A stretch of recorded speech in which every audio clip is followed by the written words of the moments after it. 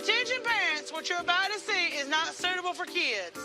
Shoot, it's not even suitable for some grown-ups. You might want to walk away now if you ain't into these type of things. If you're a kid, don't get on here, okay? See, that's how you do a disclaimer, okay? You tell the kids to get out the fuck off the damn page. I'm going to give the people what they want. Sensation, horror, shock. I'm gonna deliver the goods because I'm alive and I'm not backing down. Cuckoo, cuckoo. Oh, boy.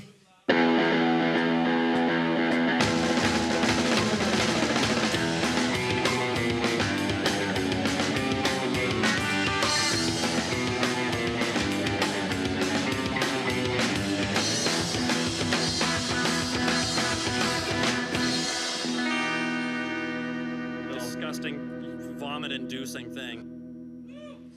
Ladies and gentlemen, creeps of all ages, welcome to the Hackamania special edition of The Creep Off. Yes, tonight you will not just witness a competition, you will stare into the very abyss of human depravity. You will behold the raw, unadulterated savagery of man's inhumanity to man.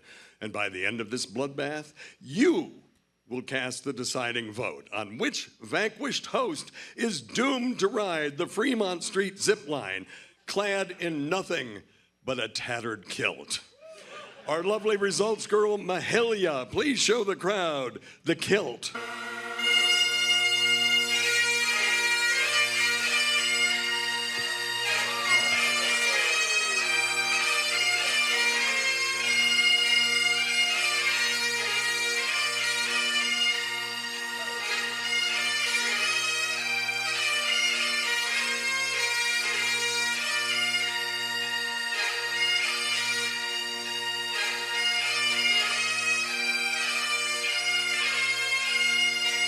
Thank you, Mahalia. Oh, the humiliation. And now, here are your combatants. First, our challenger. Give it up for the Crown Prince of Pizza, the conqueror of consequences, the one, the only, the undisputed, the new podcast hitman. Some people call him Moonhead, the people's champion, Vinnie Paulino. Scum parade, vile souls, all these creeps out of control.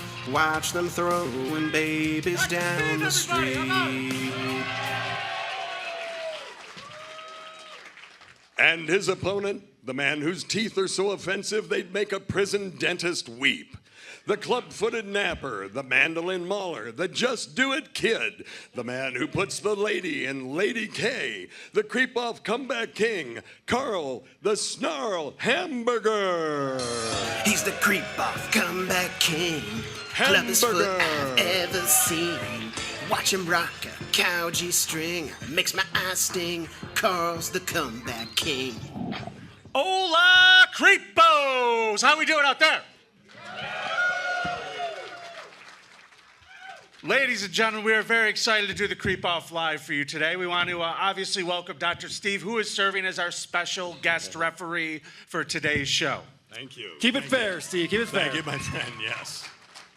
Who was it that shit on me on the last introduction? Definitely me. I'm sure I can be very impartial. Gee, I wonder why you were picked as the ref. Everybody be nice to my favorite person, Dr. Steve, please. He's a very handsome and smart man who will be deciding things later that are important. So for those of you who've never been to the Creep Off before, this show is a competition, and the way it works is very simple. Karl and I are each going to present a creep today, and you are all going to get to decide who you thought was the worst at the end of the show. And one of us is going to end up riding that goddamn zip line in a kilt down Fremont Street tomorrow afternoon at 4 o'clock.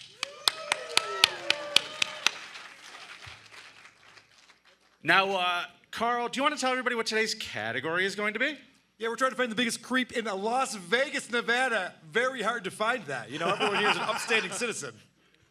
And you know, we've done this the last couple of years, and the creeps keep getting worse. Like, I think I found the worst guy. Then I'm like, oh, wait, no, Vegas is pretty shitty. People are terrible. So, Carl, I believe you won last week. Is that true? Yeah. I hate to tell you, you got a point, son of a bitch. Nice.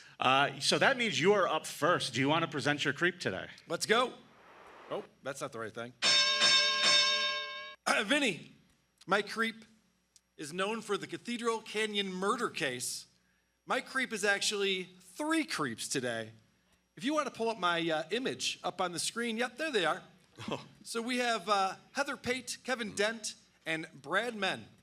And these folks are responsible for a very heinous murder, the murder of one Roy Jaggers. And for a background on the victim, clip number 1, please.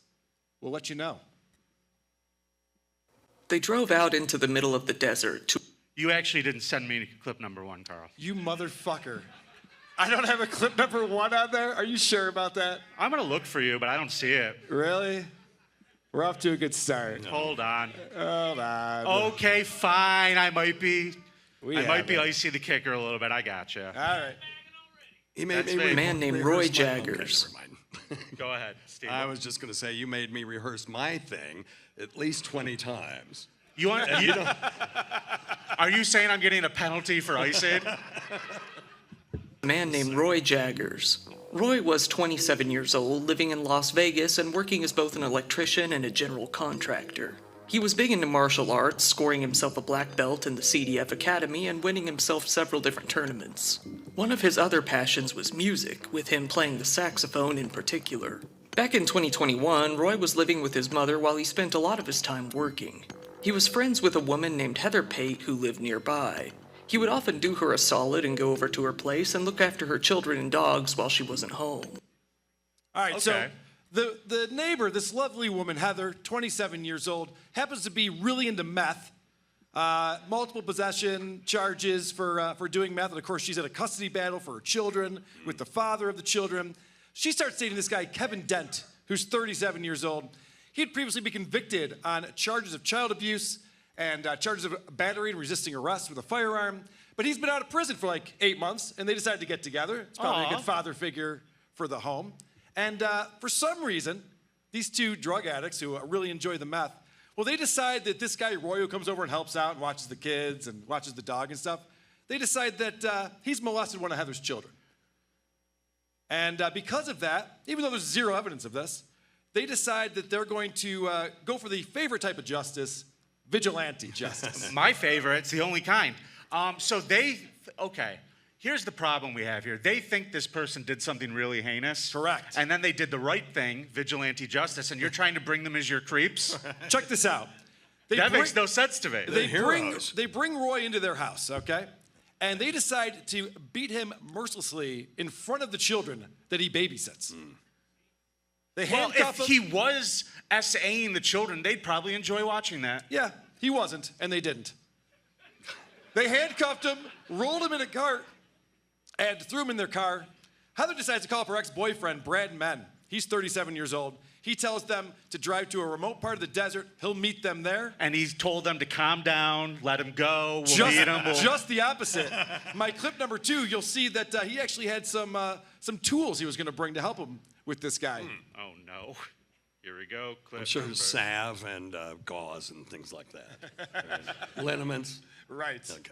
All right, here we go. They drove out into the middle of the desert to a remote area where Brad Men could operate without anyone ever coming across the scene. He prepared a large variety of weapons for the occasion, bringing with him a belt, a stapler, a baton, a bayonet, knives, an axe, and even a blowtorch. The 3 then proceeded to torture Roy Jaggers for hours and hours with all of the weapons at hand. Miraculously, he was still alive at the end of the onslaught. You ever get tortured with a blowtorch before, Vinny? Shoot. Carl, did they say they were bringing a stapler, stapler, belt, yeah. and a bayonet? What the fuck weapon is that? Knives, an axe, a stapler. It's wild. It's a wild scene. So for hours... They brought rubber bands to shoot at him? Hey, that's my eye. God damn it. So for hours, they're just torturing this guy. And then they're like, all right, we got to do something else. They make him strip naked.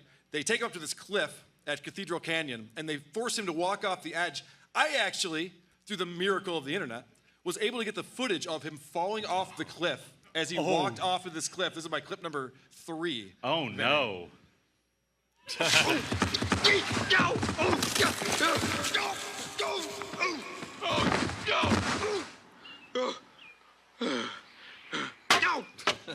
So he's pretty beat up, but he's not dead. Miraculously, he's not dead. And so Brad Menn, he goes, God damn it, I got a shotgun in the car. Hold on, let me just go get it. And he decides to fill him full of bullet wounds. Is he okay? So, he died. Oh, no. Yes, Roy Jaggers died from that. So the next morning, a jogger finds his body, calls 911, and they identify the body, and they just determine who's the last person to see Roy alive. And in my clip 4, here's the sheriff talking about that. Okay. The last person to see Jaggers alive was one of her neighbors, later identified as Heather Pate, age 27, of Las Vegas. Detectives went to Pate's residence in the 2000 block of Aaron David Drive in Las Vegas. There, a vehicle was seized and a search warrant executed on Pete's residence. Evidence relating to the homicide was obtained. After several hours, Pate was arrested for murder and transported to the Nye County Detention Center. With the information obtained from that scene, NCSO detectives identified Kevin Dent, Pate's boyfriend, as an additional suspect. So the cops get a search warrant. They go in there and they go, this is a lot of staples. Nobody needs to staple this much paper together. You're coming with us, ma'am. They found a bunch of just crushed staples down there. They were just like, there was a crime Son of a bitch. This guy looks like a crack cop. I would feel safe living in the city with this guy watching. This guy's seen things, Vinny. I'm not even going to make fun of him. You can tell this guy's just like, ugh. He's got dead eyes. 1,000-yard stare. Yeah, this job sucks.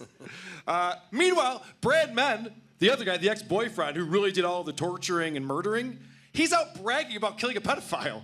He's at every bar go, guess what I did yesterday? As you should. Yeah, he was like really proud of himself. So he got caught pretty quickly. This is clip number 5 talking about that. Oh, no.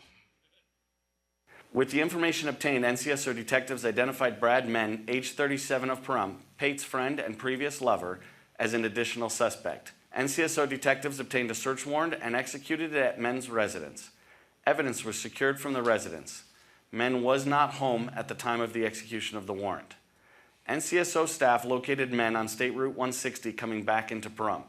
A felony traffic stop was conducted and Menn was taken into custody. Menn led NCSO detectives to the murder weapon, and additional evidence was obtained. So this guy, like he's been doing at the bar, cops pull him over, he's like, yeah, I killed a pedophile yesterday. Did you hear about that? That was me. Who's buying shots? This shotgun right here, actually, if you want to look at it. Go ahead, take it right to the evidence locker. You're going to want it there. Unbelievable. Yeah, so he got caught pretty quickly, and they were able to use his confession as evidence, obviously. So they do an investigation to find out if he was molesting these children. And he wasn't. This was just made up by a meth head. And meanwhile, normally I like meth and I like to talk about the virtues of using meth, but in this case, it did not work out well for the people involved. The kids actually loved Roy as their babysitter and were quite traumatized watching him get his ass kicked in front of them and then finding out that he was murdered shortly after. So Roy's mom sets up a GoFundMe for the funeral. She needs $5,000. They raise $8,000 because everyone sees what a heinous crime this is, which is nice. So Kevin, the boyfriend, he got a deal. Second-degree murder, eligible for parole in 10 years. Okay. Heather also got a deal, even though this was all her idea. Second-degree murder, first-degree kidnapping, also eligible for parole in 10 years. The parents were not happy. Roy's parents, like, what the fuck? What are we doing? Brad Menn, however, was up for life in prison. And at the hearing, Roy's sister gave a pretty passionate speech. This is my clip number 6. You want to see Roy's sister in court. Roy Thomas Jaggers wanted to live so bad. He endured and took everything you did to him. And when you kicked him off the cliff, he still ran to make sure that he fought every moment for his life until you shot him in the back like a coward you are. And you chose to end my innocent brother's life for absolutely no reason other than for your own enjoyment. All I can do now is hope and pray that your last day of freedom was the day you took my brothers. Oh, bitch, bitch, bitch. Okay, first of all, lady, first of all, ma'am, how do you know he wanted to live so bad? I would think after a couple of paper cuts, purple nurples, whatever the fuck they were doing to him up there, I'd probably want to jump off the cliff. So Brad Pitt was found guilty first-degree murder with a deadly weapon and first-degree kidnapping with a deadly weapon. He was given life without the chance of parole. Those are my creeps. Voted up later on in the show. Yeah. Right. Why are you clapping? They murdered heroes. Heroes were sent away. They were trying to save a kid. I want to talk to you guys. Let me ask you a question. Anybody see the movie Weapons? That was my favorite year of 2025. Yeah. My favorite movie of the year. Weapons? Okay, a couple of you did. I want to introduce you to this guy. This is Brandon Toland, okay? Now, here's the thing. Oh, I saw him earlier. He's at Hackamania. Yeah, right. Yeah. We were chatting at the Carousel Bar last night. Really nice guy. Yeah. Gave me some really cool powder. It's going to be hard to get in touch with him on account of he's in prison. But in the movie Weapons, there's an insidious, evil child kidnapping witch that basically takes over a family's house and lives in it. Spoiler alert. Yeah, sorry, guys. It's a year old. You're over it. We're going to replace the evil witch with a lazy alcoholic with anger problems. How does that sound? I'm sitting right here, Vinny. You're not that angry. Good so point. Let me break down this guy's history, okay? He's got a problem with his temper. Back in 2018, that's his mugshot from this first arrest. I'm sorry, 2013. He was like Karmic. He's got Karmic's haircut. Same barber. They go to the Valley of Men Cuts. A real man. So this real man got into a fight with his sister while she was holding his nephew, a little baby, and he didn't like what she said, so he just started punching her in the face. Yeah, the baby went flying and landed on a bed and got hurt. Okay. He got arrested for this, and the family got involved and convinced the sister not to press charges against this fucking asshole. So he walked away scot-free for assaulting a woman holding a baby. Fuck him. So the problem was holding the baby, right? That's the thing you have a problem with? Because I agree. Well, she was being mouthy. Exactly. All right. She was a real Danny Brand. And, you know, I'm not trying to victim blame. That would take a second for Steve. So in spite of being arrested for beating up his sister, he still has a girlfriend. They get married, and they have 2 children. Look at those 2 beautiful. Those are his kids. They're hanging out at the beach of that picture. But it turns out one day in 2018, he just decided, a lot like your meth head friends, that his wife was cheating on him. Mm-hmm. So he starts, you know, punching her in the face. Because that's kind of his go-to, right? Sure. So she leaves him. Court gets involved and takes the kids. The right thing. Now, we have a very angry guy who is spiraling into alcoholism and just letting anger take over his life. I could tell by the Raiders hat. Never happy-go-lucky, these Raiders fans. Yeah, that was his second mugshot from beating up his wife. Now, let's thank God she's okay, but the kids are out of there, and now he's just living alone and miserable. And one of his best friends, Carl, gets cancer. Yeah, he's very upset about this. His friend also has 2 kids and a beautiful wife named Dasha, and his friend is so sick, he starts trying to help him out and be a pal, and he's hanging around the house. And when his friend died in the January of 2021, that's when he moved in and became the kid's new daddy. That's his friend's wife. 2 months after his friend is dead, he moves into the house and starts dating the wife. Who's he, Hunter Biden? I'm telling you. I mean, we're talking creepiness here. That's a really shitty fucking thing to do. But he's now there with his friend's 2 children. He's not allowed near his own, but he's got his friend's 2 kids there. And the peace did not last long in that house because he's a bit of an anger case. And he realized the problem that he had the last time he got physical with his wife was that she was able to leave and go tell somebody, you know? That old chestnut. So what he does is he builds a room in the house. He gets some chains, some locks on the door, and he makes his girlfriend a new room. They stock baby oil in this room? No. What's going on now? None of the fun stuff, huh? It's not that fun. It's not that fun. So she is, at times, locked in this room for days at a time. There's a 4-year-old boy and a 7-year-old girl in this house. And the 7-year-old girl, he likes her, sends her to school. Just says, hey, have a great day. The 4-year-old who stays home all day, however, the one who isn't going to kindergarten, he was a bit of a handful. And, you know, with mommy locked up in the room, he's got to watch him. And I gave you a sandwich yesterday. Shut up. You're not far off. He was really awful to this kid. This is the kid. His name is Mason, little Mason. And Mason, he would torture this kid with exercise. Do jumping jacks, do push-ups. I don't know if you realize, like, exercise not torture. I know you think it is. He had to play basketball. It was horrible. I don't see you signing up for any calisthenics, asshole. So this poor kid, he's like making this kid, he's not feeding him, he's making him do all this stuff.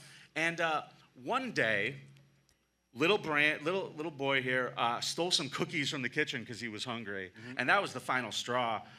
What Brandon decided to do was tell the mom that, you know, I can't handle this type of behavior, so we're going to send him away to military school. What? He's 4 years old, Carl. Do they have that? No, Carl, they do not. I didn't think so. But when you are deprived of any outside contact, a cell phone, the internet to be able to check to see if there's military schools for 4 years old, and you're being physically beaten and essayed by this guy, it's a little hard to stop him.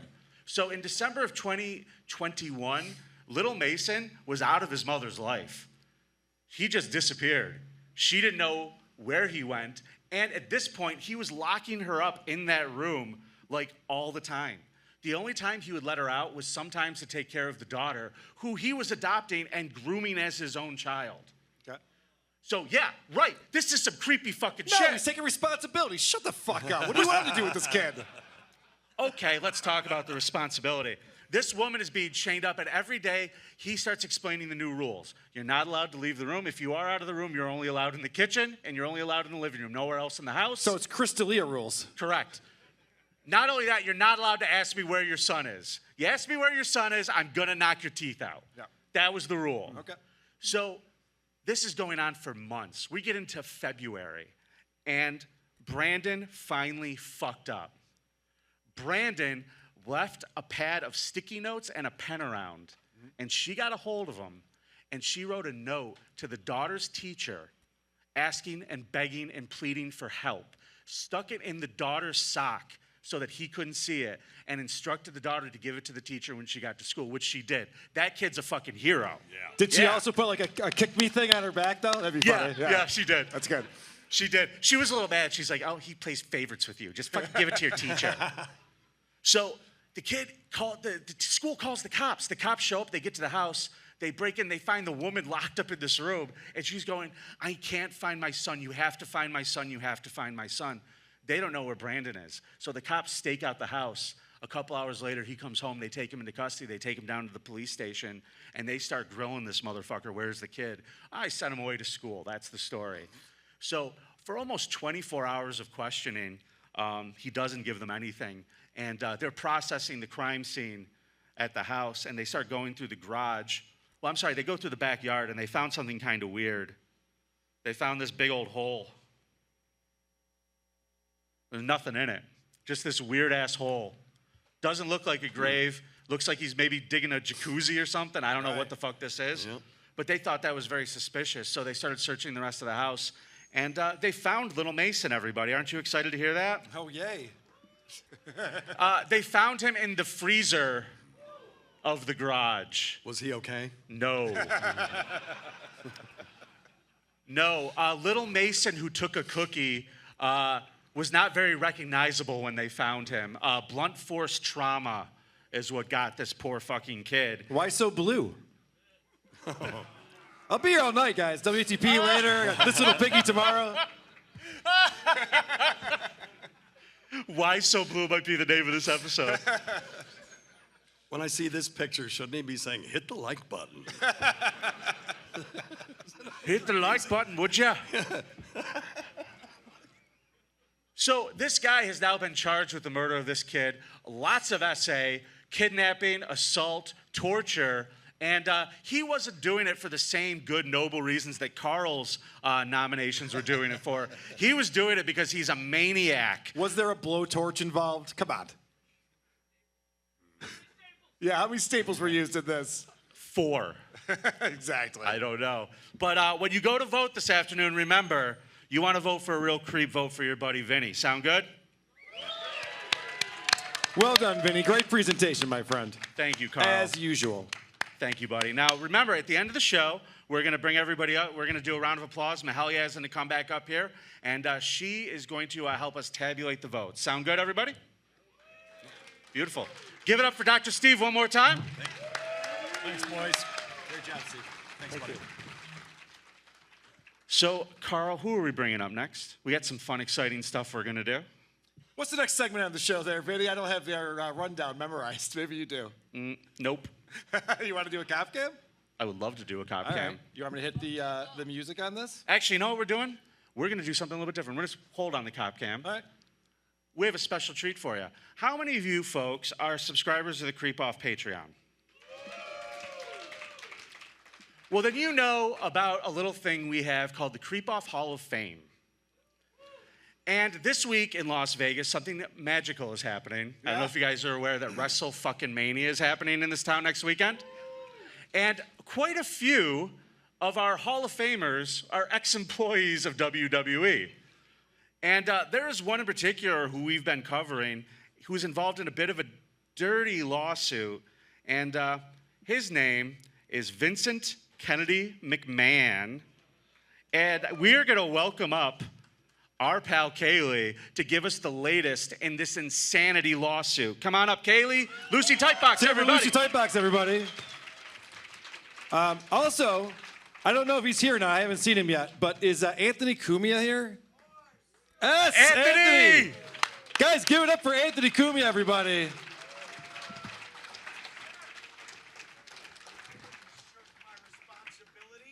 Come on up, Ant. Great. All right. Welcome. Vince McMahon. Now, you're familiar with Vince. Have you filed a lawsuit at all? No. I did work for Vince McMahon for a little while, but no lawsuit. I figure I got the best of it. Fired. You're fired. Yeah, Vince was my boss for a very short time, and I have no qualms about Vince. I'm qualmless as I sit here. Well, but what did he do?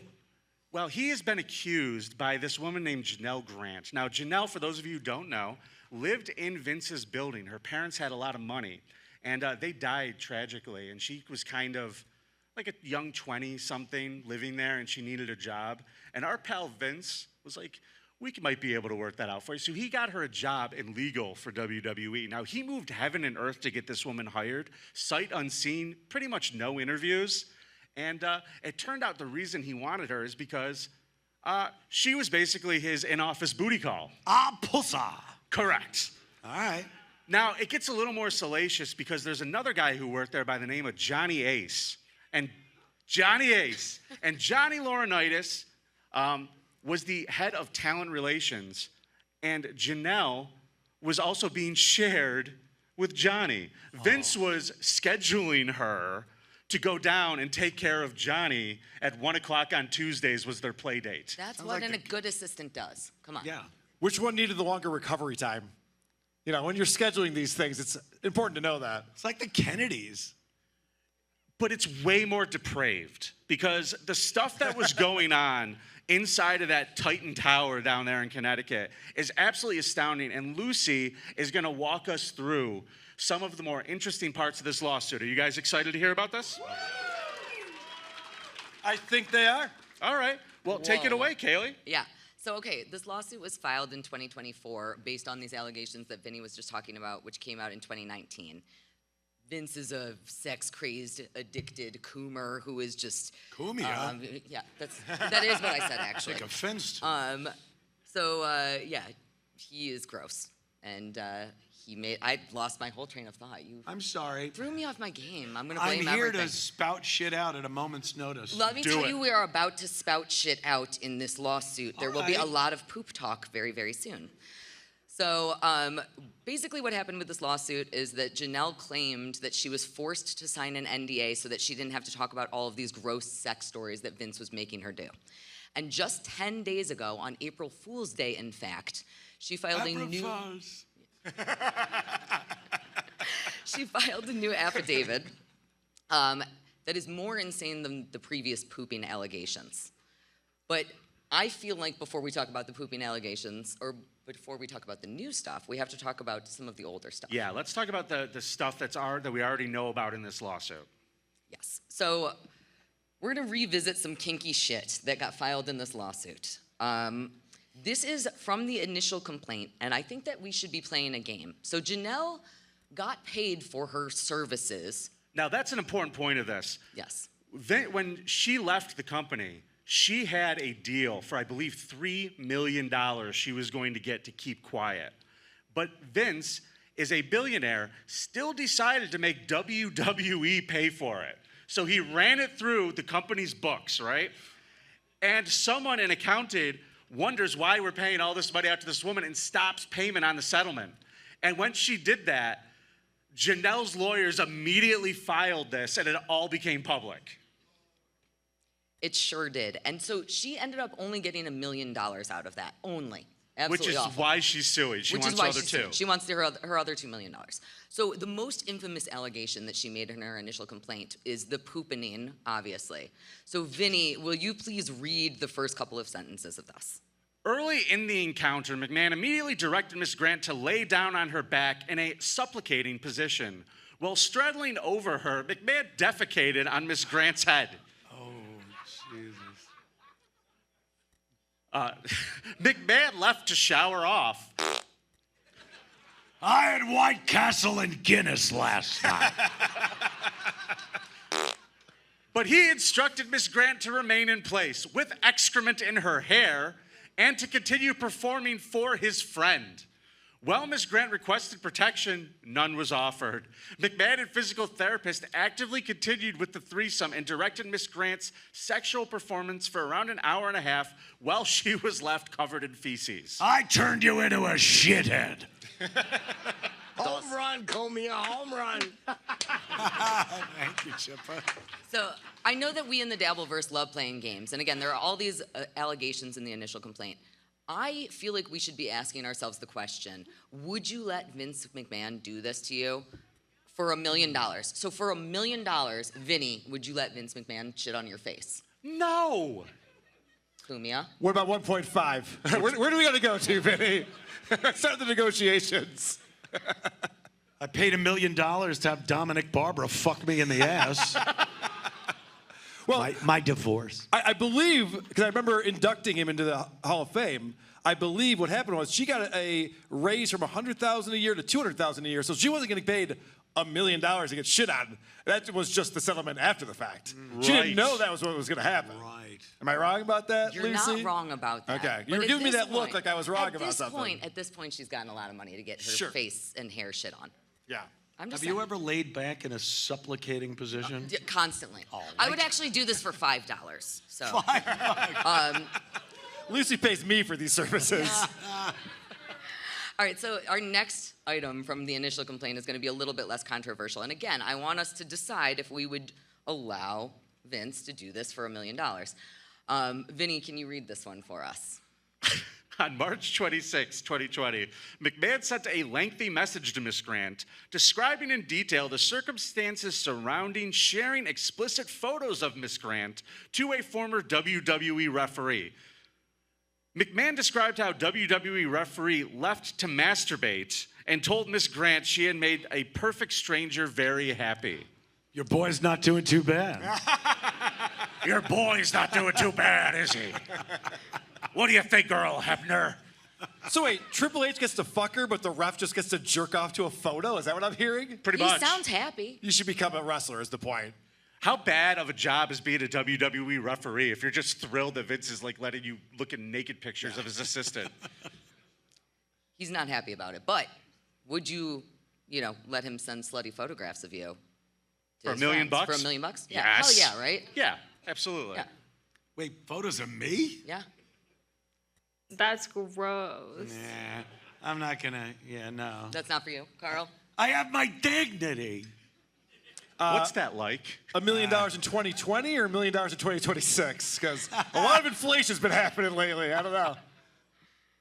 I think Carl would go for it. I mean, he did the fucking cow bikini already, and that was like, what'd you make for that? Not $1 million. I think you made me do that, didn't you? I did. Yeah, okay, that's what I thought. And And the then I kilt showed the tomorrow. referees the pictures, and they came everywhere. All right, we're gonna skip over to number 4 here. I just called this one BBC. Jesus. This is about McMahon instigating threesomes with Janel. So, Vinny, I'm gonna have you read the beginning of the text message that is allegedly from McMahon to Janel. And do you think you might take this one for us? No, I literally have in my notes here that I picked this one for you so that I could listen to you say cock 1,000 times. Okay. Go ahead, Vinny. Do I need to read it as Vince, or? Yes.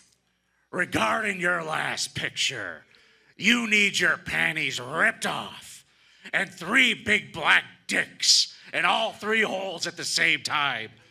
Way up your pussy and way up your ass as far as they will go, but even farther. It's like a child writing a porn. Can I also point out all of the yous and the yours do not sext with you are for your. This was mine and Opie's contract that he sent us.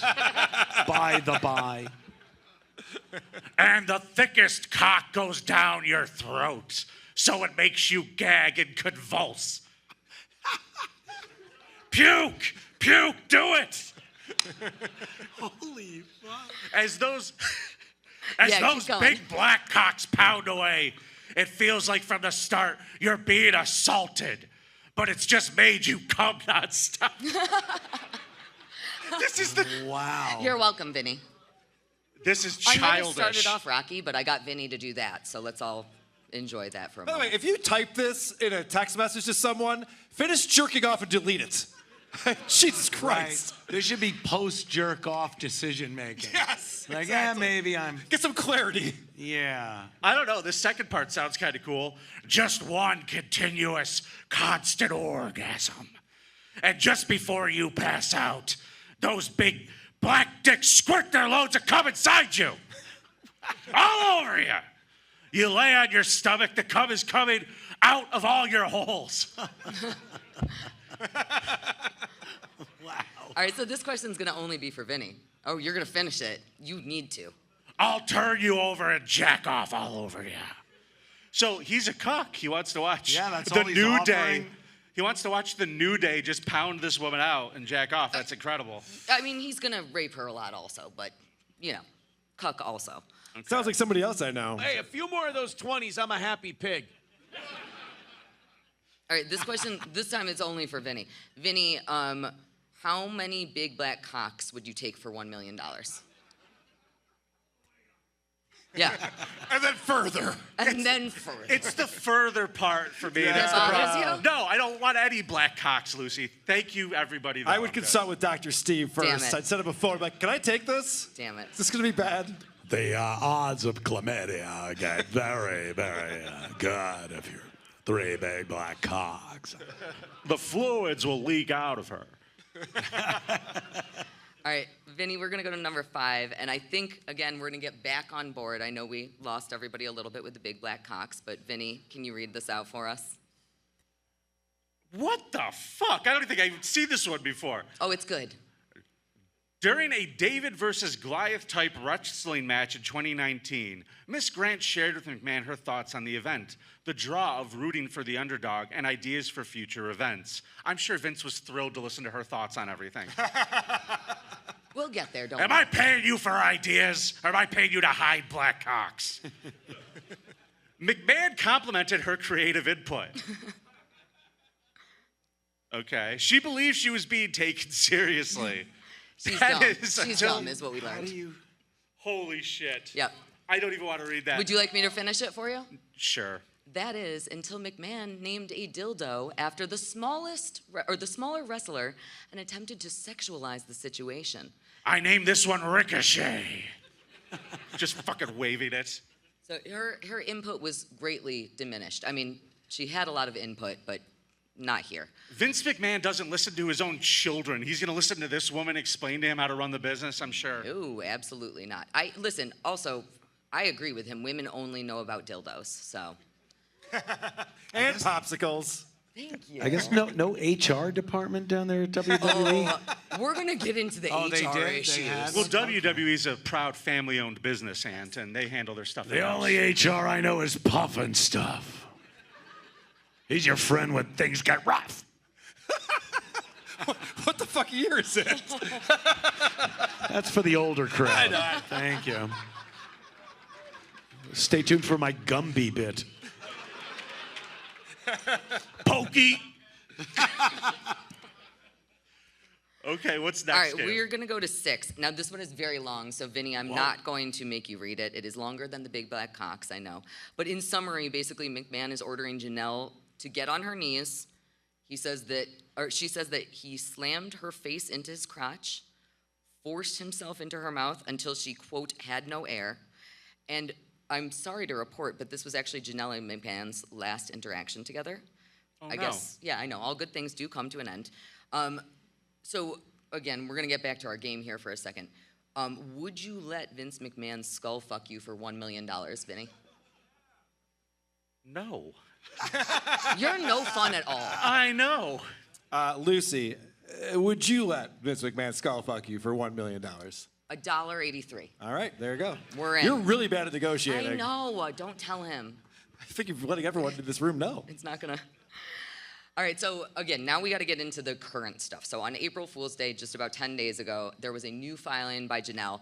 And what is crazy about this is that She's like, I forgot a thing. Hold on. Oh, There's another funny thing that happened. Hold on a second. We're going to have to talk more about fluids as we get into this. Fluids. This subcutaneous. This filing is going to bring in Brock I can't say his name. Well, you ladies know how and I'm gentlemen, doing right now. This guy will be headlining WrestleMania next weekend, and he just got named big time in this suit. You know, Mr. Brock Lesnar. Oh, yes. Yeah. Actually, this is a better picture of him. This is what he looks like now. So I want you to imagine that. Coming at All you? with no steroids. All natural. All natural. All right, so what is happening now is that these HR violations, just like you're talking about, it's a problem. It's a problem. And Brock is, it turns out, as big of a problem as Vince. What does the employee handbook say about shitting on a woman's head? Don't get It's caught. pro. Don't get caught, yeah. I fucked Sam Roberts in the ass. So Vince ends up describing, these are the new allegations, Vince ends up describing that his fantasy is to watch Brock engage in unmerciful sexual acts with Janel. Get the fuck out of here. He wanted to watch this guy. He just wants to watch these guys, like, get after this poor girl. Yes. Okay. Absolutely. Did you not listen to the big black cock text messages? It's almost like he doesn't respect her. You notice that? That's impossible. Means a lack of respect. That's impossible. So this continues on. It says, the sheer lunacy of risk stunning me given the visibility of the people involved. I don't know which thing I'm on now. I'm really having a rough day today. I gotcha. Yeah. So now Let's Brock's go. involved because Brock was renegotiating his contract with WWE, and Vince decided to put in a little sweetener. You could bang my secretary if you want. I'll put that in the contract. And fucking Paragraph 3, subsection A. For anal.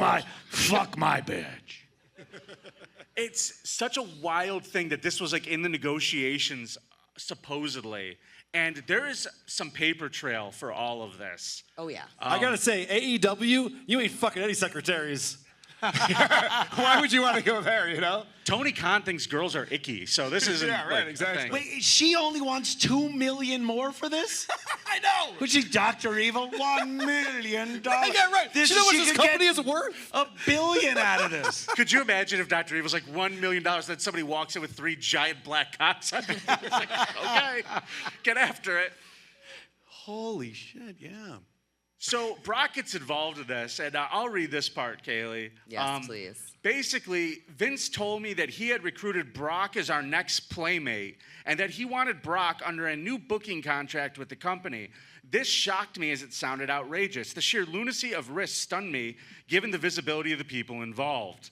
Their sexual interests and expectations were very ultimately in furtherance of this business deal, they're saying. So in other words, it was sex for the deal, according to her.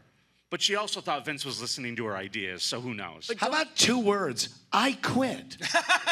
Shouldn't that have maybe crossed into her mind when 3 black cocks were... Where else is someone going to pay you $200,000? You're right. true. All right, I'll see you tomorrow. All right, I got you. I got you. You're taking on Brock Lesnar in an I Quit match. I mostly just wanted to be a fly on the wall at the business meeting. I would really like to see these negotiations going down. I think that would be fun. In July of 2021, I was directed to create personalized, explicit content for Brock, which I sent to Vince's cell phone. Vince then facilitated the exchange with Brock, who I understood resided in Canada, and which he exchanged explicit content with Brock himself. And the unfortunate part about this, really unfortunate for Brock, is that this was supposed to happen and it was supposed to get more and more exciting, but unfortunately when they were finally supposed to meet, he ended up getting too drunk and he didn't show up. I know, I was really sad for her. We've all been there. Yeah. We've all been there. All right, so now we're gonna get even crazier. So this is Crazier than 3 black cocks? Holy shit, I just read this. Crazier than shithead? Did you listen to the pooping? Come on. All right. All right, so Vince allegedly beats Janel in order to prepare her for Brock.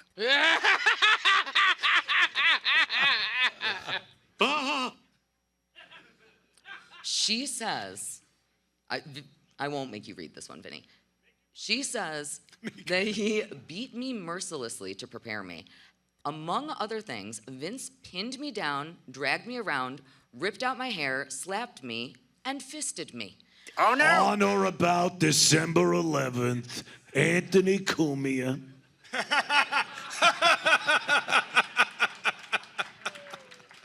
You were so humiliated that day. I felt for you, buddy. Big L for me. How are you even on a stage again? I know. All right, so. Yeah, it's. You're going to crazy. read this, or do you want me to read this? You can read this one. God damn it. All right. In and around August 2021, Vince told me, and I believe that during one of these exchanges, he made a bet with Brock Lesnar about who could physically rip me open the farthest. How do you measure this? I can tell you exactly one way to measure that. It's a ruler. They called Dr. Steve to get a ruler. Well, her fistula is 16 centimeters. Technically called an episiotomy. As part of this bet, Vince selected an unusually large sex toy and stated it would be used to show Brock how far Vince could rip me open with it. It was a Buick. I also want to remind everybody, this is legal paperwork. Right. That is, yeah. This is legal paperwork. All right. Oh my God, this next part. Yeah, go ahead. Okay, so he brings out the big dildo. It says, we'll figure out how far he could rip me open, which he marked the dildo with a line. And Wiffle Bat Challenge ripoff, you motherfucker. We used to do that on O&A. Yes. This is Opie's bit. But did you mail it to anyone with their DNA still on it? I'm not admitting to that. Brock wanted to sniff that shit. Wow. He mailed it to Brock with her DNA still on it. Vince then fulfilled his side of the bet, brutalized me with the toy, set it aside. He shared that he had an exchange with Brock about sending it to him, but I am unaware whether the toy was actually sent to Brock or not. I really hope that Brock gives us that information at some point. It's like a fish over his mantle. All right, so next we're going to get into something wackier, but maybe not as disgusting. We are going to get into Polish Joe. Who's Polish Joe? So Brock starts texting Janel under a fake name. He sends her a text message that reads, "Hi, this is Polish Joe, kissy face emoji." Because again, we're adults here. Sure it's not Carlos Danger? Yes. Okay. Now, this is, again, it's very bizarre because why would you do this? Brock allegedly in this same text message conversation where he is pretending to be Polish Joe so that he can role play, I guess, as a Pole because everybody wants to do that. Maybe there's a dick joke in there, actually, I'm just realizing right now. He continues sending her all of these messages. He asks for explicit photos, and then immediately after saying, "Hi, this is Polish Joe, kissy face emoji," he says, "Show me your meat," because that's what turns ladies on. And then, oh, please, PLS. What? Okay, please. At least he's a gentleman about it. Yeah, it's very subtle. It's very subtle. Okay. So this next thing is pretty wild. On December 31st, 2021, Brock requested something of me I had never done before, never thought about, and never wanted to do. I felt less than human when I filmed myself urinating for the first time. I felt I had no choice but to comply. She had never urinated before? How is that possible, Vinny? I think I'm leaking. What is this? On January 1st, 2022, Vince messaged me, you have to take a flight to Greenville, South Carolina this Monday. What? So I live there. Oh. So uncomfortable. Could you believe this was happening in your town? My little enclave. Even if it's just to see Brock, I bet he calls you tonight. He then messaged me a confirmation about writing Brock onto the television broadcast to get him there to see her, to facilitate those two banging. So Vince changed the WWE television show so that he could bring in this giant monster to bang this employee in front of him. While she's pissing. Yeah. Probably. Filming, videoing her pissing. Yeah, why not? I want to draw your attention also to paragraph 89 there. On January 2nd, 2022, Brock confirmed his appearance on this broadcast, and he also requested that I film myself urinating and send it to him. I obeyed. Holy shit, that is weird. You never seen mustachioed Vince? He turned into a whole nother person. He's hiding in plain sight. I have a theory about this. Donka Shane, darling Donka Shane. He tried really hard to impress her and feel young. This is when all this was going on, when he started showing up with this look. Yeah, okay. Yeah. Oh, boy. It worked. She obeyed. A lot of soy sauce in that hair. Oh, that's Polish Joe. Okay. Well, that was number 10. Here we go. We got number 10. No, yeah, we did number 10. All right. Look, I'm not the only one fucking up now. Yay. I've been fucking up all this whole time. Listen, you stop it. Now, there are a couple of other funny things that happened within this affidavit that just got filed 10 days ago. Hilarious puns like, getting plowed during a snowstorm. I know, amazing. I really would very highly recommend reading this whole thing. That's a fucking good one, because the snow plows. Yeah. Oh, yeah. What the hell is he supposed to be? Classic. But most of what Janel is actually requesting here, besides money and to stop getting fucked by a million big black cocks, is that the NDA that she initially signed is going to get thrown out. Right now, the defendants, WWE, and everybody are trying to force this into arbitration so that none of this information gets leaked. But luckily, we Tell your friends. got to hear all of this information. We know about the shit. We know about the piss. We know about the big black cocks. We know about the dildos. We know about the plowing during the snowstorm. Talk the most about important. leaked. Yeah. Everyone was. Woof. Thank you. Woof. So we're going to get to find out a lot more about this lawsuit. It is going to be really, really exciting. I cannot wait to see what is privately happening behind closed doors in this sucker. Is he immune now because of his age? Like, some people get grandfathered into being pieces of shit.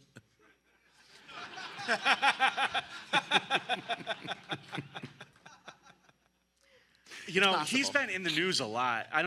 He crashed his $256,000 car into a lady on a parkway, and then he blamed his granddaughter's birthday for it. One day he was in a limo and it exploded, so I don't want to hear about that. It's amazing he survived. Fans from the old days. But let's just all remember. Then, now, forever, and the most important word is together. He really wants everybody to be together for these threesomes. He's huffing and puffing like John coming back from getting a beer. Does that look like a Halloween mask to anybody else? It does. Bunch. Oh, shit. Thank you so much. Lucy Tightboxxx, everybody. Give it up for her. Thank you, guys. Thanks for being patient with me. And stick around. We have a cop cam. I love cop cams. My newest favorite thing. They're so fantastic. Touch me. I love the newest one. You doing too much, as opposed to you doing nothing. Well, if we're gonna do a cop cam, we got to do it properly, Carl. I can't wait to see Carl's cop cam. Fight with the cops for no reason. Will you please show me Carl's cop cam? Lose all your rights, ruin your life. All right. This is a wild one. The great Sea Moose sent this one in. I think he's here somewhere. Thank you very much. Great Sea Moose for sending this one in. So this lady gets pulled over, and she does a weird thing. Instead of pulling over to the side of the road, she pulls into her dad's lawn. So we're off to a bad start. This is home base. Yeah, That's exactly. What they do Yeah, now. you can't get me now. Hey. They all try to do that you can't shit. do that. I'm home. Oh. All right. Oh, got me again. All the time. Clip number 1. Here we go. Sorry. The vehicle just pulled in front of a residence, started honking to get residents to come out.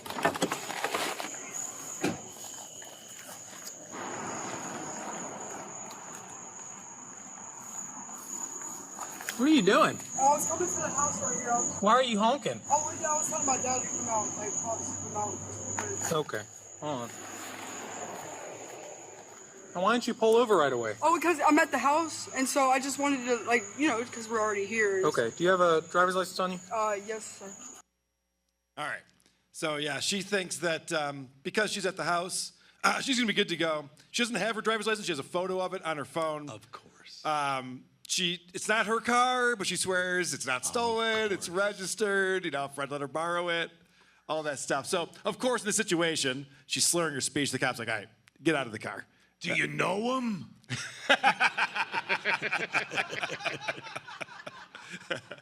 Clip number 2. Number 2. What you think was coming up next, Vinny? Jesus Christ. Is this surprising? Number 2 on your head. I'm sorry, man. I had to download all this shit. I understand. Ugh. Where did it go? Look at her, coal burner with that letter on her back. I'm Anthony Cumia. You have to expect it. It's a scorpion and the fucking frog up here. Fucking Carl, I don't see your number 2, bro. You don't have a number 2 on there. All right. Nope, I don't. All right.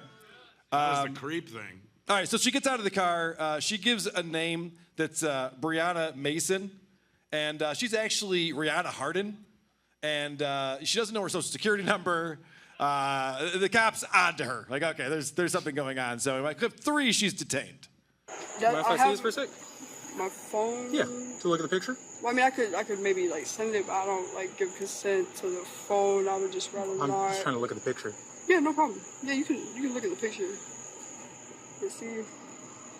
It's just You don't even have the been a same while. color eyes as the girl in that picture. That's the makeup. That's No. eyeliner around the makeup. Okay. Good. Go put this down. Put this down. You're being detained right now. Okay. Put the phone May I down. ask for what? Put the phone down. Put the phone down. Yes, sir. Yes, sir. Yes, sir. Yep. Let it go. And put your hands behind your back for now. You're being detained. May I ask for what? I still haven't got an answer. Yeah, because you're not being truthful about who you are. So I love that he goes, can I see that driver's license again? She goes, well, can I send it to you? He's like, we're not texting buddies. Just give me your phone so I can look at it right now. Well, it turns out she picked the wrong person to pretend she was because this cop pulled over Brianna Mason 4 days ago. Oh, shit. So he remembers, like, no, you're definitely not Brianna Mason. I actually just talked to her. So she confesses that her real name is Rihanna. And she says, oh, but Brianna is my best friend. And I only lied because my license is suspended. You know, I didn't want to go through all that rigmarole. But since I'm at my dad's house and legally it's home base. Exactly. So, yeah, why the fake name in clip number 5? Do you have any Declaring weapons on you? Ollie oxen free. Do you have any weapons on you? Guns, knives? No, sir. All right, I'm going to pat you down. Go ahead and tuck your elbows up. Oh, sir. Rihanna is carrying a firearm concealed in her underpants. And each time Deputy Gilliard and his colleagues search her, they find more reasons to doubt her. But they won't find the weapon. Okay, yeah, she does have a firearm. More on that to come. But first, let's find out why she has so much meth on her in my clip number 6. I'm about to have to go through your pockets, okay? Do you have any on your person? No. No? Okay. Good. Just up there? What, on the keys? Yeah. Okay. What kind of drugs? Are we talking? Give me one sec. Right. So they find a shit ton of meth on her.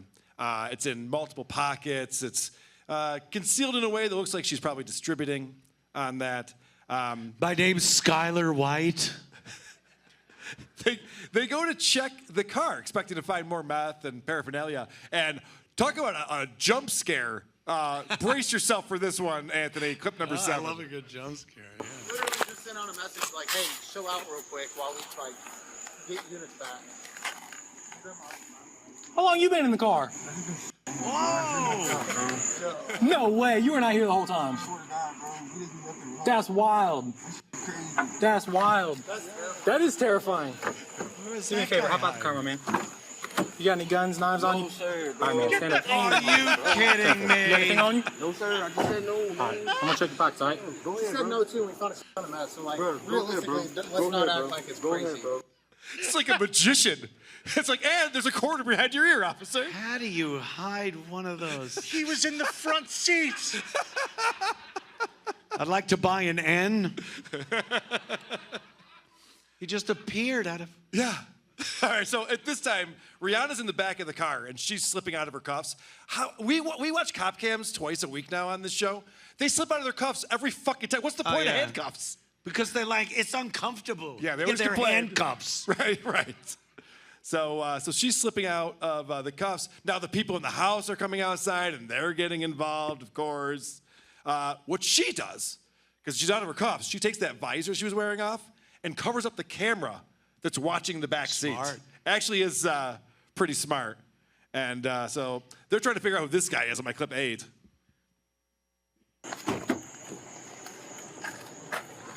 What's your homeboy's name? I don't know. I just know they call him.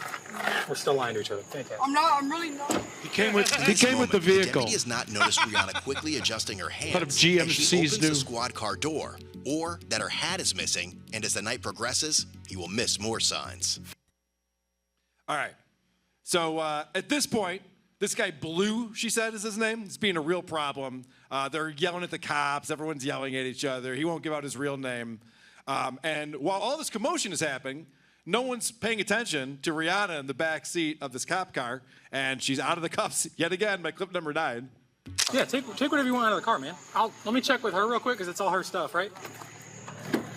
Hey, do you want that guy Blue to take the stuff out of your car? No. All right. Come here. Come here. Right now. Bring your hand around to the front. Young lady. Scoot out. Turn around.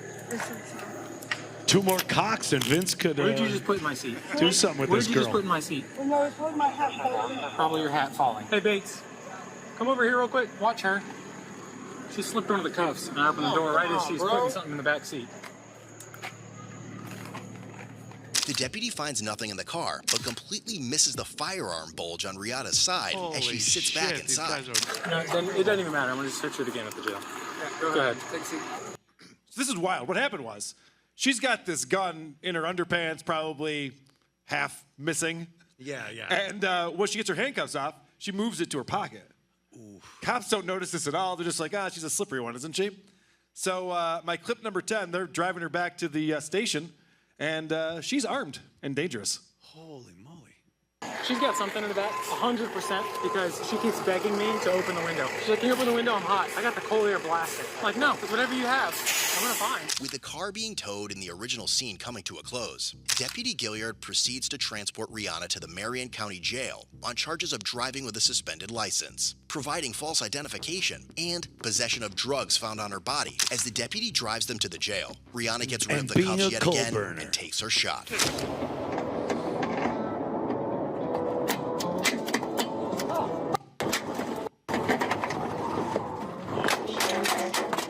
Holy shit. Oh, this is wild.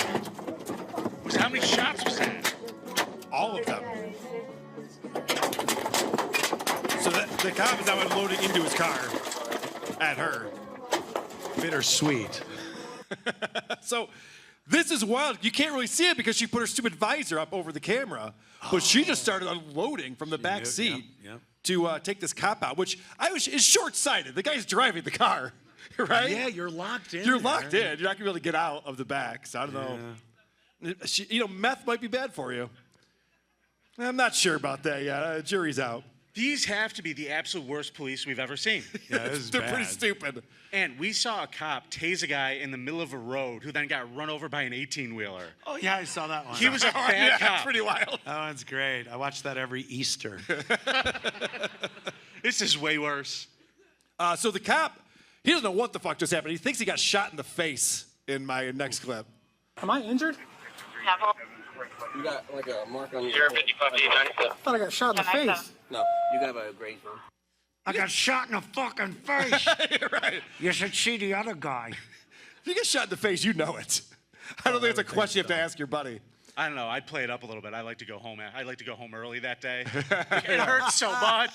You're just picking at a scab. Don't ask me questions about not seeing the gun. I'm hurt. I'm hurt. Oh. My clip 12 is a real short one, but it's just kind of fun.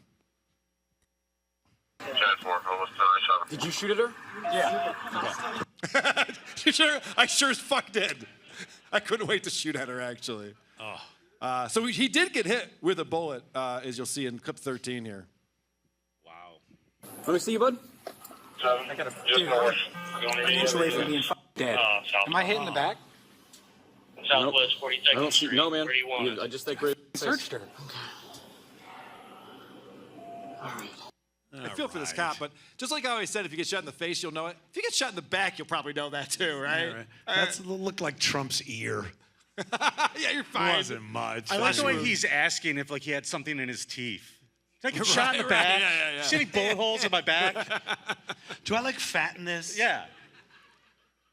So, you know, the entire force shows up. They have her surrounded. She can't get out of the car anyway. I don't even understand what the point of this. They finally decide to make their move. And My son. Hey, keep your hands right out the window. Do not move, okay? I'll get the door. All right. Keep your hands up. Come out. Get out of the car. Get on the ground. Out of the car. On the ground. On the ground. Away from that gun. On the ground. Get on the ground now. On your stomach.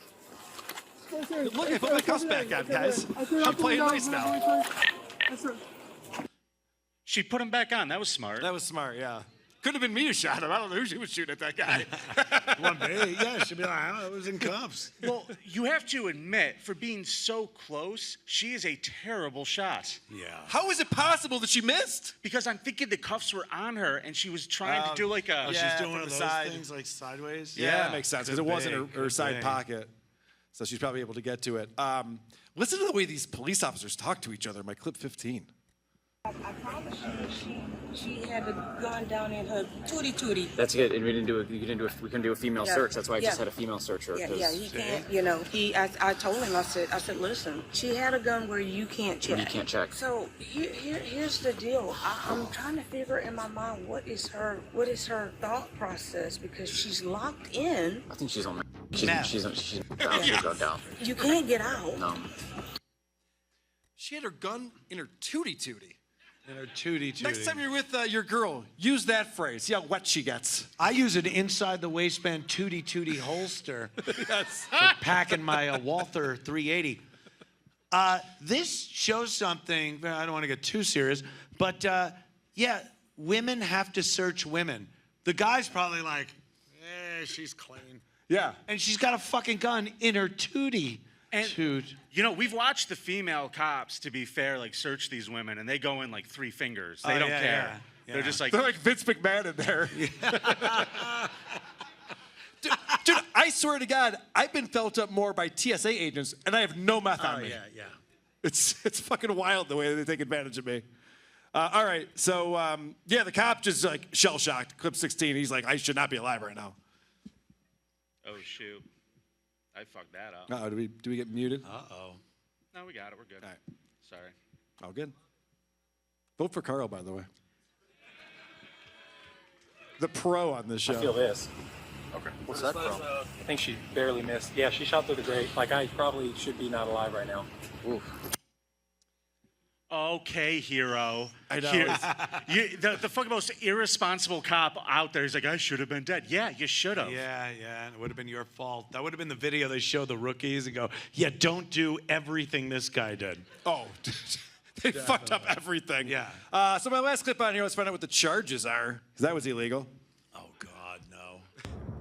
Ultimately, Rihanna Hardin was charged with felony, attempted second-degree murder Vince of an shit in officer, her face? possession of a firearm by a convicted felon, possession of methamphetamine. Misdemeanor, driving while revoked, giving false identity, possession of drug paraphernalia, possession of cannabis. She was denied bond, and on February 16th, 2026, Rihanna was sentenced to 40 years in prison. Bond. Denied bond. That's great. 40 years? All right. I think that's just. I think that makes she sense. didn't kill the guy. She tried to. She'll have time to think about what she did. I'm sure her fucking lawyer was like, she's had such a troubled life. Looks like someone shit on her through a screen door. Guys, give it up for Anthony Cumia joining us on the Great Bomb. Awesome, man. Thank you, bro. Yeah. Time for blackjack. All right. See you at WATP, my friend. Thank you. Carl, we have one segment left before we start voting tonight. And we have another special guest coming up. We certainly do. Another person who has never, ever been on our show before, and somebody we've wanted to have on for a very long time. That's correct. I say this a lot on this show. True crime podcasts suck, but there's one that is amazing. It's the best true crime podcast. It's The Sword and Scale, and that would be Mike Boudet. Give it who's up for gonna come Mike up Boudet, everybody. and join us on the show right now. It's time for the Scum Parade All-Stars. Scum Parade, take me on a raid of these fuck charades that these creeps have made. Scum Parade, Vinnie and Carl gonna tell you about some fuck shit. Scum Parade, how's everybody doing out there? Stories of a kid fucked by his mom or dad, soaking up the blood of a cat. Scum Parade. Vinnie picks the longest jingle for the live show. It's my favorite. That's a good one. It's a Ween song. I like it. Mike, thanks for joining us here. We got some stories recently going down in Las Vegas. Some serious scum around these parts. In this beautiful city? Can you believe it? I cannot. Shocking. You know, I think that we in the past have taken the Scum Parade when we do a live show to feature the atrocities that happen on an everyday basis wherever we are. In Las Vegas, man, they've kept us busy. I want to start off by introducing us to this gentleman. This is Christopher Edwards. He seems like an upright guy, right? He was just hanging out at a Burger King one day when a cute little 6-year-old came in, and he dropped his phone underneath her little dress. Well, she dropped her Burger King crown, had to bend over to get it, and he got very excited about the photo op that created for him. Yeah, and the police obviously were called, but he has been arrested for, fuck it, Carl, all of my notes every goddamn time. Got it. Have more devices that you need in order to get this show working. I was only going to use 2, but I had to put the other monitors up here, and it's fucked. Sorry, guys. Thank you. Let's hear it for Vinnie. My mom is here, everybody. Okay. So, Christopher Edwards, he faces charges of child abuse, capturing, distributing, and displaying images of a private area of a child under the age of 18. The Metro Police responded to a Burger King for a report of a suspicious person, later identified as Edwards, who several witnesses reported was using his phone to take photographs of a young girl. He was following, like, you know how low you have to get on the floor to get under a 6-year-old's dress? Yeah. Good. That was a test. That is the right answer. That was a test. That is the right answer. No. I think I'm on the wrong stage. Well, this is the thing about upskirt photos. I've talked about this a lot on the show. Worst kind of porn ever, right? The upskirt. The lighting's not good. There's usually panties in the way. And imagine you're into child porn. You like the Metro Goldwyn Mayer porn? Yes. Nice. Imagine you're into child porn and you click that file. You're like, oh, this is gonna be sweet, and it's a fucking upskirt of a 6-year-old. Like, what am I gonna jerk off to now? Oh, cool. Sucks. Zootopia panties. Great. Yeah, right. Exactly. It's not a turn on at all. Fucking perverts. But this guy, he's been arrested. Can't get off of this. They're using the wrong lens. Yeah, right. Yeah, he needs a longer lens for this. He doesn't need to get so close. He wouldn't have gotten caught. But he's in custody right now, and his bail is set at $40,000. He's ordered to stay away from all Burger Kings. McDonald's ball crawl, no problem. Yep. Have at it at Burger King, Chris. Has anybody ever been to the Flamingo Hotel here in Las Vegas? The Flamingo Hotel. I hate this story. Do you really? I kind of do too. But here's the thing. There's tourists coming in from all over the place. And a particular drunk named Douglas Crawford came down from Canada to spend the weekend at the Flamingo Hotel. Oh, hello. And he's hanging out with his buddy Mitchell Fairbairn, who's 33 from Ontario, Canada. And they walked past that fun flamingo pond they have out there. Yeah. And he decided at around 5 a.m. that, you know what? I'm taking one of those fuckers home with me. I remember my first Coke bender. Always seems like a good idea at the time. What do you mean you remember? It was a couple days ago. This guy jumps into the pen and grabs a bird named Peaches and takes Peaches into the hotel up the elevator, and fucking hijinks ensue because this thing's trying to like escape and is running around, and they're trying to catch it. And they hurt this poor bird. Yeah, they hurt its wing and he said,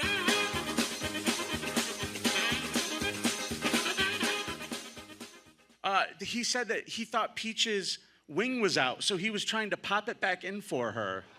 He's basically a veterinarian at this point. No, he's not. He said, I grew up on farms. I know how to do it.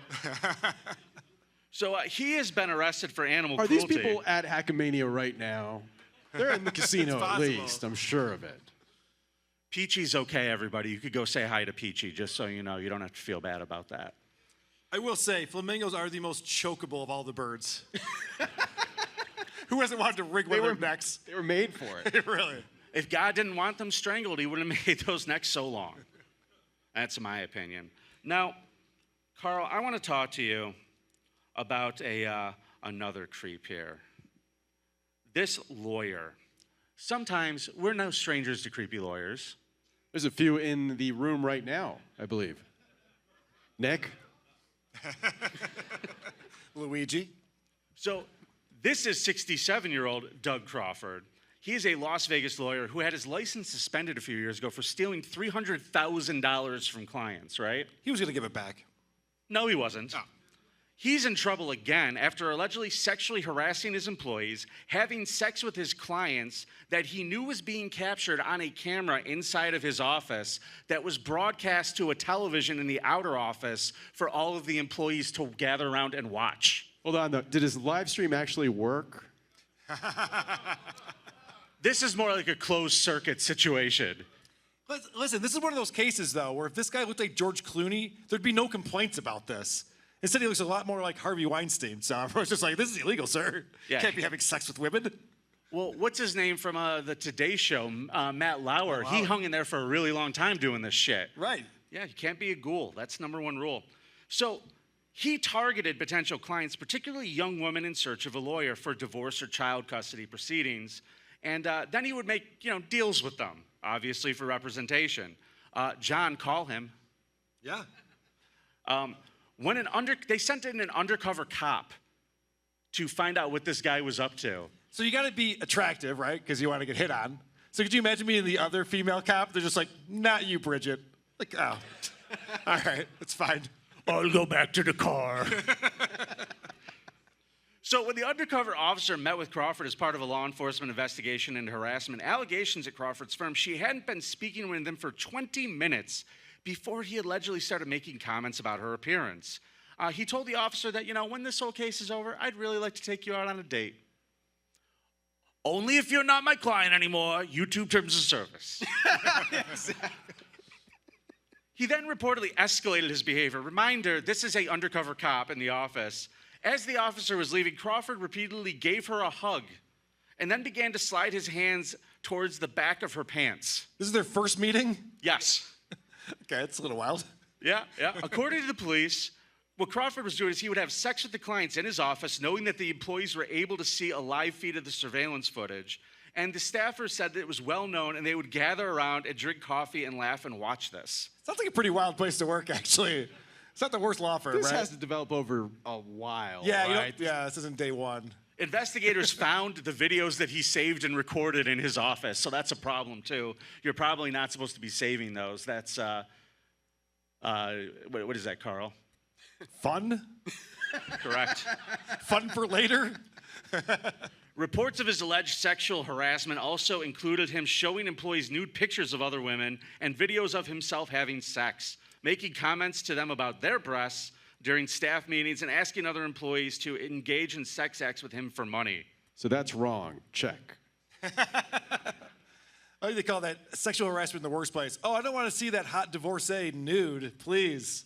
So I just think it's interesting that these are the types of lawyers you could hire in Las Vegas if you're looking. Or anywhere, really. Yeah.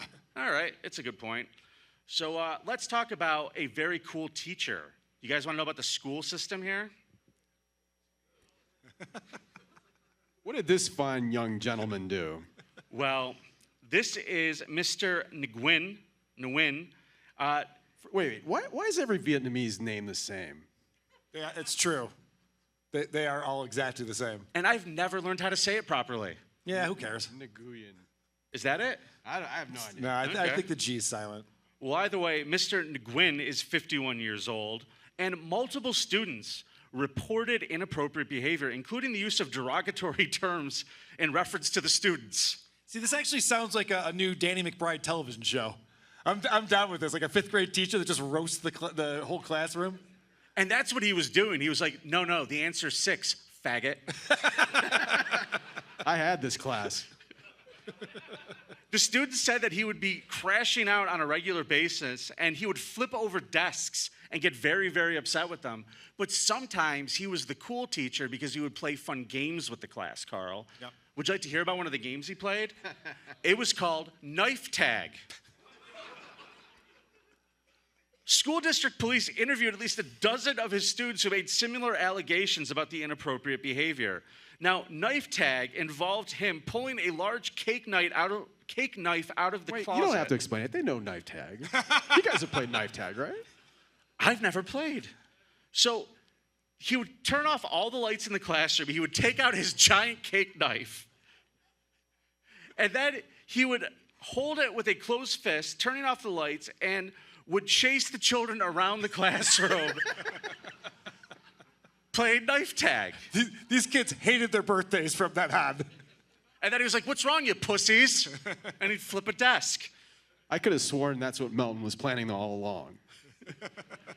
This might be the game Melton's going to do. Investigators were also told about a teddy bear game in which he would have students, predominantly female students, come to his desk. While he was seated at his desk, he would pretend to be distraught or cry and hug the students as teddy bears to console himself. That's not weird at all. That one's creepy. Yeah. I actually really like the flipping the desk stuff and calling kids F slurs. But yeah, just hugging fifth graders like they're teddy bears. I like the way the students described it. They said, it made us feel weird.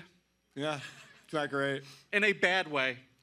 Now, some children described him as shipping students in class. Have you ever heard the term shipping before?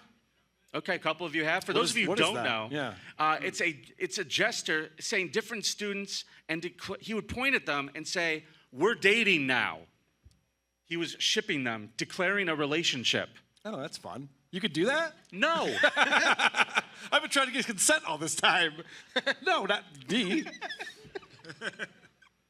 And he said when he was questioned by the cops, right? Well, hold on. One more thing he would do. I don't want to miss this one.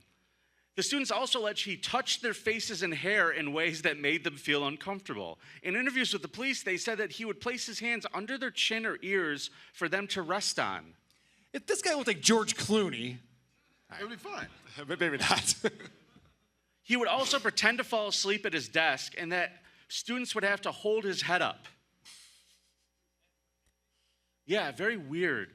In an interview with the police, he stated that he'd been doing all this stuff for years, everything's fine, and all these kids are a bunch of pussies. Yeah, school's boring. He's trying to change it up a little bit. Have some fun. Yeah, throughout the interview, he justified his actions as a way to entertain kids and him just being funny to gain the class's attention. And for rapport building, he said. At one point during the interview, he mentioned that he could see why some of his actions were a little weird now that we're talking about it. Taking this out of context. Yeah. These allegations against him were enough to arrest him for 5 counts of inappropriate contact with a minor or mentally ill person, and 1 count of child abuse or neglect, which they attributed to the knife tag game. You white people just don't understand Vietnamese culture. I guess I don't. I didn't even know they had knives. I thought they chased around with the sticks. Can we address his face for a second? Yes. What is that? It's a reverse Indian woman.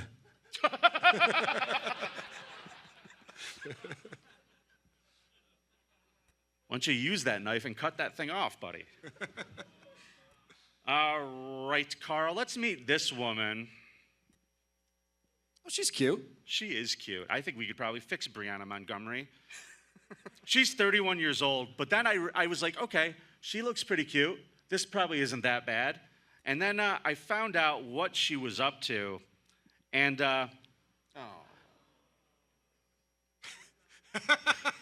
like that everyone got it immediately. This show is fucked.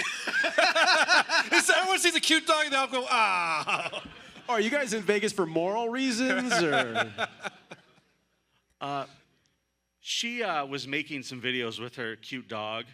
153 bestiality videos. Now, what's worse, 153 videos with 1 dog or 1 video with 153 dogs? You know what I mean? Thank you. It's way worse than that, because if you do the math, and Moody will love this joke. Is there a graph involved? I mean, if you were to do this dog once a month, I'm listening. It would take 12 years. Okay? If you were to do it in 1 year, you'd have to do it 12.75 times a month. You'd have to, you know. Okay, dog ear math. Okay. Okay.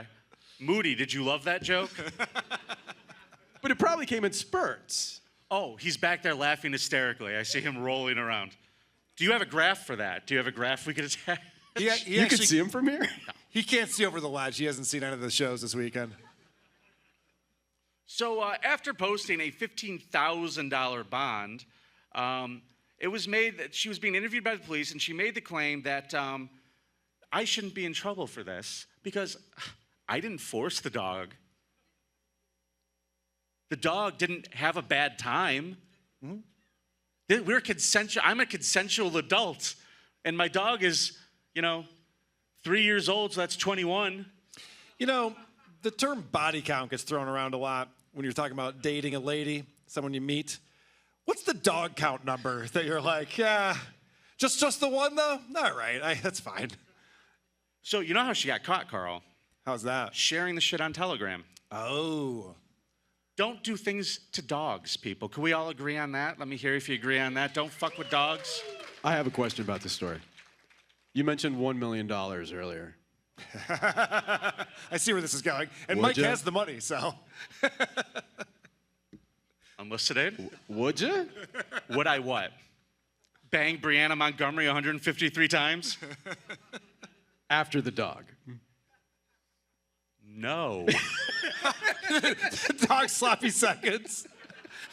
That's the worst. Like sometimes you get like one hair in your mouth, but that would be like, oh, fuck. Jesus Christ. You would disappoint all of these people here at Hackamania. Boy, guys. I know, man, $1 million just to have sex with this cute dog. No! Fuck you, no! You maniacs, no! I'll fight everyone here. All right, this is our last member of the Scum Parade. And is everybody having a nice experience here at the Plaza? You are? My shower head comes up to my belly button. I'm not a tall guy. I fucking hate the showers in here. There is no cold water. It is scalding hot. Really? Because mine alternates between scalding hot and freezing. Yeah. Just randomly. This fucking place. So this guy right here, his name, I want to make sure I have this right, is Perry Carl Monroe. He's now 41 years old, and he's been found competent to stand trial. He was staying at a hotel, and he got into a little situation with the maid. You see, what he did was she came in to clean his room, and he kidnapped her and cut her in half. Is that why they don't clean our rooms anymore? Yes. Is this the guy, the fucking reason? You have to request your room getting cleaned? I have a lot of theories of what happened here, and my guess is that this guy was just trying to be a magician. Oh, yeah. And the shit didn't work out well. But they found this poor woman in 2 pieces, literally halved by this fucking guy. She got Darth Mauled. It's a dumb Star Wars joke. If you laughed at that, shame on you. You don't know what pussy smells like. Police found packaging for a hacksaw and hacksaw blades, along with strands of Monroe's hair in a trash can in the room, which he had registered using his own credit card. Genius. When they found this woman, they found her in a park nearby, like I said, in 2 pieces. And they think this guy is schizophrenic, but then they found him competent to stand trial. So he's going to be going to trial very soon, and let's hope they throw him away forever. What do you say, guys? Yeah, I want some new fucking towels every morning. Is that so much to ask? This motherfucker ruined it. Dirty sheets for everybody. It's annoying. Mike Boudet, everybody. Give it up for Mike. Sword and Scale. Check it out. Thanks, man. Well, apart from everything freezing upon me up here, I think we've had a fun time. Yes. But now it's down to business, Carl. I actually, you know what I enjoyed the most, Vinny? What's that? I enjoyed watching you scramble and just do an all-around terrible job at hosting our podcast. It was very fun to watch from my vantage point. Well, I'm so glad everybody had a nice time watching that. And the best part is, they're going to get to watch you in a kilt go down the zipline over Fremont Street. I don't think they are, asshole. I mean, they could. They very well could. They could if they want to. I think it's time to find out. Let's bring up our special guest referee and the lovely Mahalia. Come on out, you two.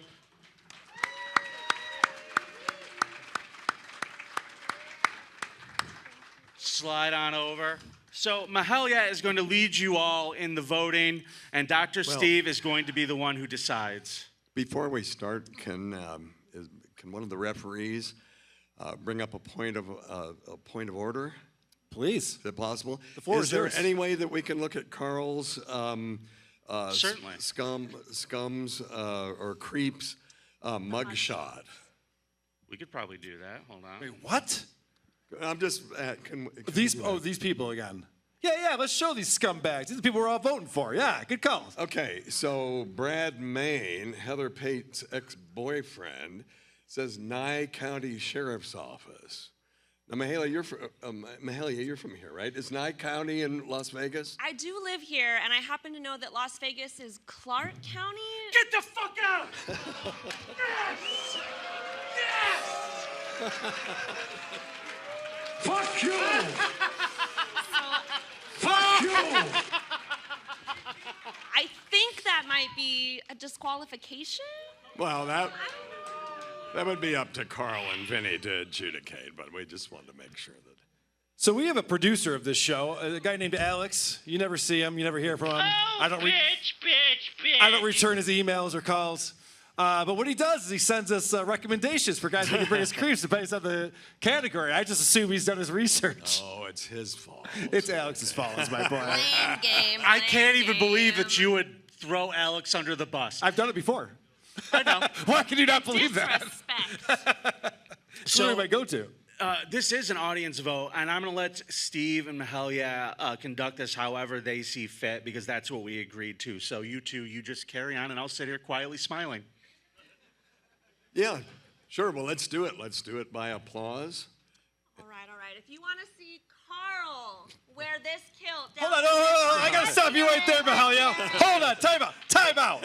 It's not if you want to see Carl. It's did Vinny bring the bigger creep or did I bring the bigger creep? That's what this game is, Mahalia. Did Carl bring the bigger creep? You got to use the mic. By applause. Did Carl bring the bigger creep? Let's hear it. Let's hear it, people. Carl brought the bigger creep. Let's go. Now, if Vinny brought the bigger creep from Las Vegas, let's hear it.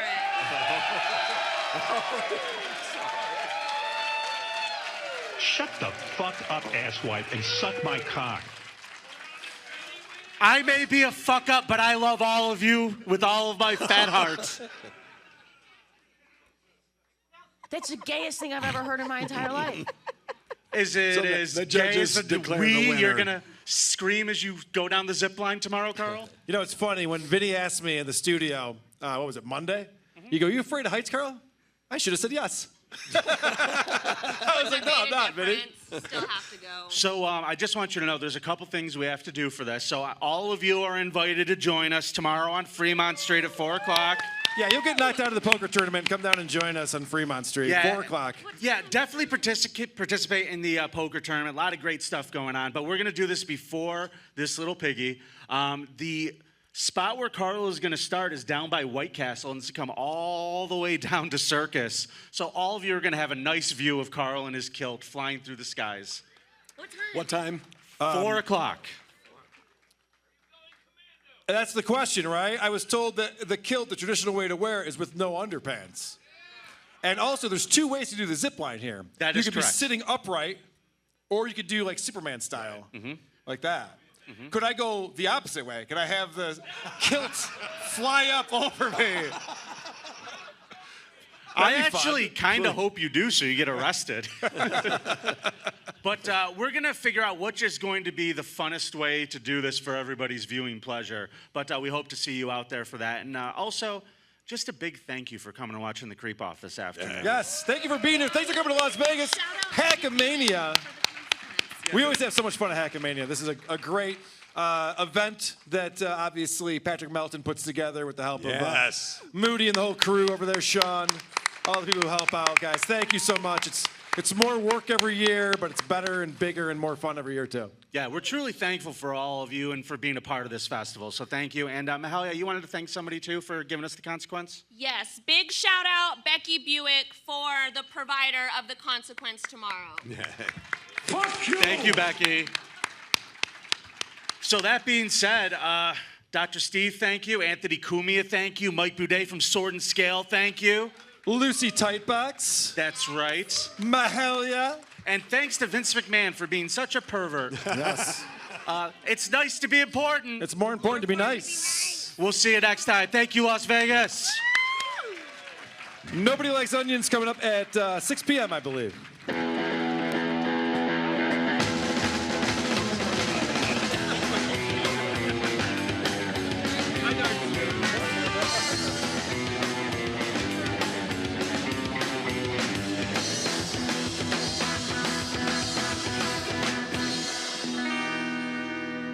Disgusting, vomit-inducing thing.